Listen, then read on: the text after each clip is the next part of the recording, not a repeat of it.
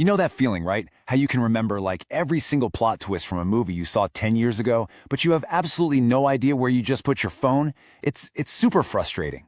But what if I told you it's not a sign that you're failing? Actually, it's the sign of a brain that's working exactly as it should. Let's get into why that is. Oh man, that mini heart attack when you're about to leave the house. You do the pocket pat down once, twice, and nothing. Your keys are gone. It's that universal feeling of dread where for a second you seriously question your own sanity. And that's the real mystery here, isn't it? On one hand, you've got this incredible supercomputer in your head. It can handle complex ideas, abstract theories, decades of memories, no problem. But on the other hand, it seems to short circuit on the simplest possible task, keeping track of where you put a thing. So what gives? Well, there's actually a name for this. It's called the absent-minded professor effect. You know the stereotype, right? The brilliant genius who can unravel the secrets of the cosmos but can't find their glasses while they're sitting right on top of their head. Turns out that's not just a funny cliché. It's a real thing that happens in our brains. Okay, quick pop quiz. Right now, do you know exactly where your wallet is? Or your purse? Seriously, think about it. Did you just feel that little jolt of adrenaline? That little moment of, oh wait, where is it? That feeling right there, that's exactly what we're talking about. It's the gap between what your brain could be tracking and what it's actually focused on. Now here's the part that's going to flip this whole thing on its head. That forgetfulness, it's not a bug in your system. It's a feature. The science shows your brain is actually forgetting on purpose. It's designed that way to make you better and more efficient at high-level, complex thinking. A great way to think about it is this. Your brain isn't a hoarder. It's not some dusty attic where every single piece of information gets tossed in a pile. No, your brain is more like a world-class museum curator. It's incredibly selective about what it puts on display, carefully choosing what's important and getting rid of all the clutter. This whole curating process has a cool scientific name, neural pruning.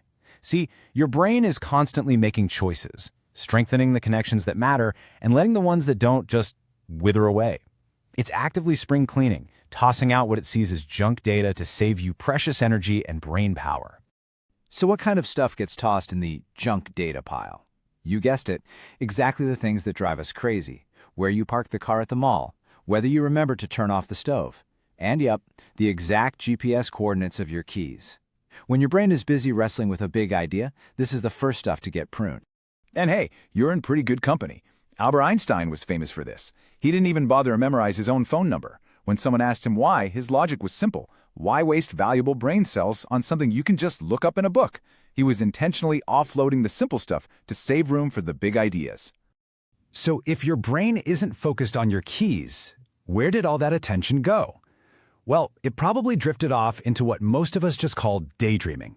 But here's the thing, that's not your brain being lazy. It's actually your brain entering one of its most powerful and creative states.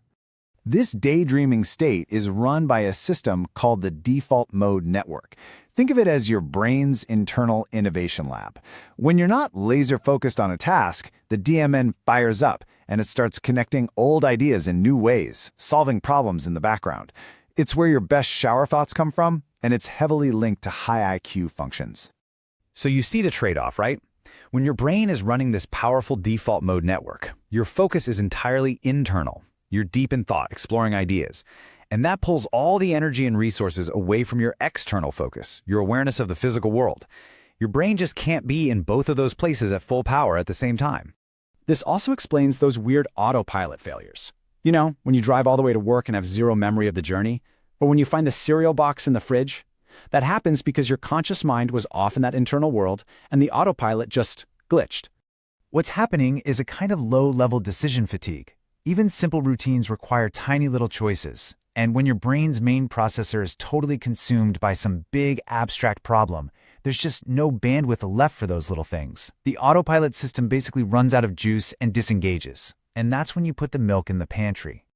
Okay, so if this is just how a smart, focused brain is wired, are we doomed to a life of lost keys and misplaced phones? Absolutely not. The trick isn't to try and fight your brain's nature, it's to build a smarter system that works with it. The strategy here is called cognitive offloading. It sounds fancy, but it's super simple. It's just the art of moving information out of your busy head and into the real world. Just like Einstein used a phone book, you can create external systems to handle all that so-called trivial data for you. And it's really just a simple 3-step system. First, give your important items a permanent home. A key bowl by the door, a charging dock for your phone, a place where they always live. Second, build a little shutdown routine at the end of the day to consciously put everything back in its home. And third, use what you could call external brains. Write things down, set phone reminders. Just offload the burden so your mind can be free. So, really, this all comes down to a major shift in how we see ourselves. It's time to stop thinking of this as a character flaw and start seeing it for what it truly is, a sign that your brain is optimized for other things. Seriously, the next time you forget something simple, don't apologize for it. Don't beat yourself up. Just take a second and recognize that your brain was probably busy chewing on something way more interesting. You're not messy, you're focused on what matters to you. So let's just lock in the big takeaways here. First, forgetting where you put your keys can actually be a sign that your brain is busy with some really deep, high-level thinking. Second, this happens because of neural pruning. Your brain is smart. It's ditching low-priority info on purpose. And finally, the best solution is to work with your brain, not against it, by building simple external systems. So I'll leave you with this. The next time you can't find your keys, instead of getting frustrated, just pause and ask yourself a different question. What amazing, complicated, brilliant idea was my brain working on instead? What unimportant little detail did my mind just discard to make room for a spark of genius?